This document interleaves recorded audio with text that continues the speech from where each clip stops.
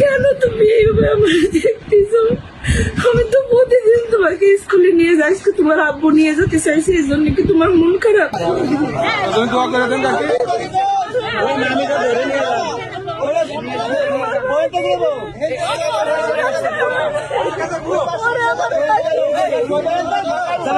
আমার ভাগিনের বিবাহের 10 বছর পরে তার বাচ্চা হয়। বড় বাচ্চার পরে এই মেয়েটা এরা ঢাকায় থাকে। রাইসামণি ঢাকার মাইলস্টোন স্কুল অ্যান্ড কলেজ থেকে বিদায় নিলেন এই বিমান দুর্ঘটনায়। আলফাডাঙ্গাবাসী আজকে শোকাহত।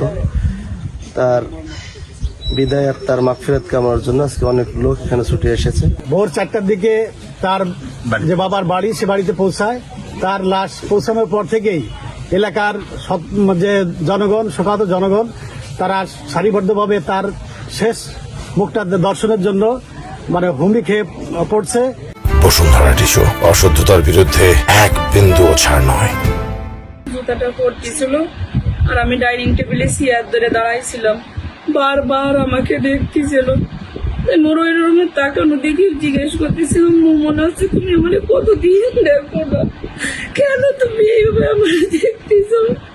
আমি তো প্রতিদিন তোমাকে স্কুলে নিয়ে যাই, তোমার আব্বু নিয়ে যেতে চাইছে, এই জন্য কি তোমার মন খারাপ? তা বলতেছে না আম্মু ঠিক আছে, আব্বু আম্মু একজন গেলেই হয়েছে। কত মানুষেরই তো আব্বু আসে। কোনো শিশুর বা কোনো বাবা মায়ের পক্ষে মেনে নেওয়া খুবই কঠিন। প্রত্যাশিত কারোই কাম্য না। আমরা রাইসার জন্য দোয়া করি, একই সাথে রাইসা পরিবারের পাশে উপজেলা প্রশাসন সবসময় থাকবে।